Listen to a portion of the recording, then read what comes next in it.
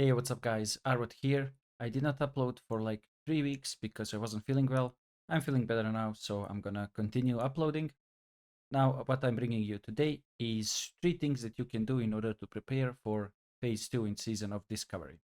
The first thing that you can do is get your quest log to pretty much 20 quests completed. Now I have only 19, and that is because I want to have one quest slot open for my weekly Ashen Veil buff, where you have to turn the mark in and then you get this buff.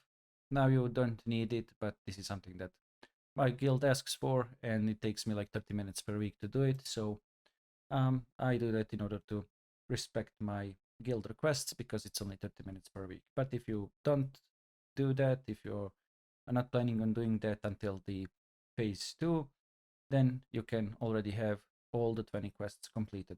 Some of these quests are not showing as completed because I have the items for the quests stored in my bank, but I have 19 quests fully completed. And now, if you are wondering why you want to do this, there are a couple of reasons. The first one is in order to get experience as soon as the release hits.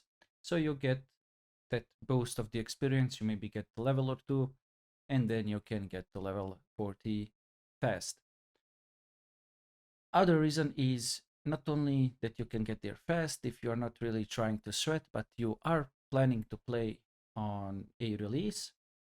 All the areas where the level 25 quests are will be pretty stacked. There will be a lot of players playing on the release, so fighting for the quest mobs or item drops will be a big pain because everyone will be there. So by just completing these quests and unlocking new quests or getting a couple of levels and unlocking new quests that way, and passing others that are trying to fight over these quest mobs, you will be able to have easier leveling experience and maybe more enjoyable one. Now, again, this is not something that's mandatory, but in case you either want to speed level or you just want to have safer and easier time leveling, you can just prepare 20 quests. It won't take you long to do so. Turn them in on the release and then just pick up new quests or go dungeon farming or whatever you prefer. The other thing that you can do is stack 20 Warsong Gulch marks. Why would you stack 20 of them? It's because on every turn-in you will be getting experience. Currently you are only getting reputation if you're level 25, because you cannot go past level 25, but they also grant experience.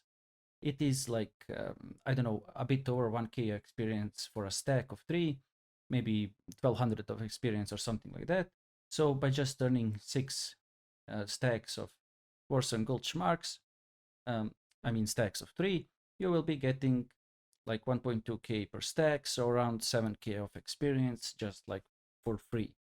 Now, this is not something that you have to do, of course, but it may be beneficial to just get that extra experience.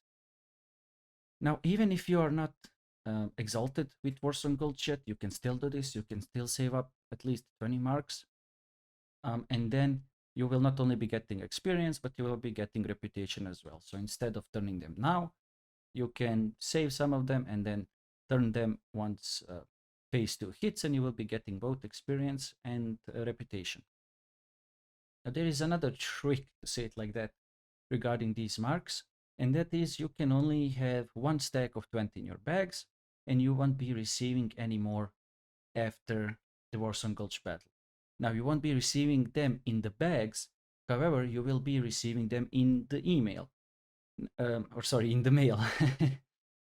Now, the thing with those marks that are mailed to you is that that mail lasts only for 24 hours. So if you stack them now, well, tomorrow they are gone, or after 24 hours they are gone. So you cannot save them until the phase 2 hits.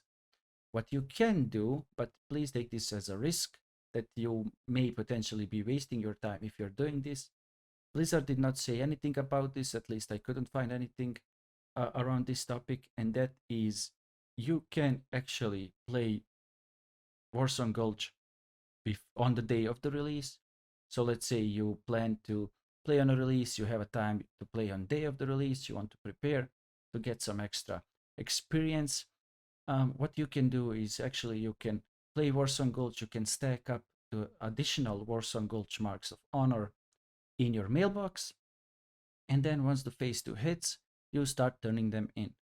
Now, it is a little bit of a cheesy thing to do, and there is a chance that Blizzard may remove this option from the game. They did not say that they will all want to do this. So there is a good chance that nothing will be done about this. So you will be able to stack as many marks as you can grind it that day of the release. I wouldn't recommend grinding. Well, I wouldn't recommend grinding more than 10 hours prior to the release. So I wouldn't grind for like few hours on the day of the release if the time difference is more than like 10 or 12 hours, because there may be issues during the release there where you may not be able to log in, where servers may be full, or where there may be some issues. So if there is a potential of few hours of delay of the release and you have only few hours extra to turn them in, then they may be wasted and you just wasted your time. So I think that 12 hours before the release is kind of a okay spot to be in to start farming these marks of honor. Now again, is this something that you have to do? Absolutely not. But I don't have anything better to do on the day of the release, so this is something that I will be doing and trying to turn any extra marks of honor. And then the third and the last thing that I wanted to talk about is I believe that you should have at least 50 gold on your character that you plan of playing, because what you will need this gold for is you will need them for spells, you will need them for mount. As soon as you hit level 40, you will be able to train your riding and you will be able to buy a mount. Why only 50 is because in Season of Discovery, the cost of your mounts is reduced. For me, the riding is costing only 8 gold, and then the mounts are only 32 gold because I am rank 3 in PvP, which is pretty easy to get right now. But even if you are not rank 3 or rank 2, the cost of the mount is like around 40-45 gold, and that combined with the riding cost is around 50 gold. For me, it's 41 gold, so I'd need like in total 41 gold and I'll be able to get my mount and the riding skill. And like the only mandatory things that you absolutely need to have at level 40 is to train your spells and to get your mount. So 50 is kind of a good spot to be. The upper limit, even though that there is no upper limit, would be around 100 gold. I would not stress to go above 100 gold, but I would say that you're even good at 50 gold because you will be earning additional gold from quests, from vendoring items, even from dungeons if you are going to do some dungeons. So 50 is a nice spot to be. If you want to be absolutely safe, I would go above 75 to 100. I wouldn't stress to go more above it. Now, why it's a bit safer to be at 100 is because if you plan to level up professions as well, training professions is always a costly thing to do. So you have first aid, you have cooking, you have fishing, and then you have some of your main professions. Whatever your main profession is, and in large amount of cases it may be engineering, because engineering will be something that I assume will be pretty needed overall. It won't be mandatory, but it will be much easier for all of those bombs and nice tools that engineering brings.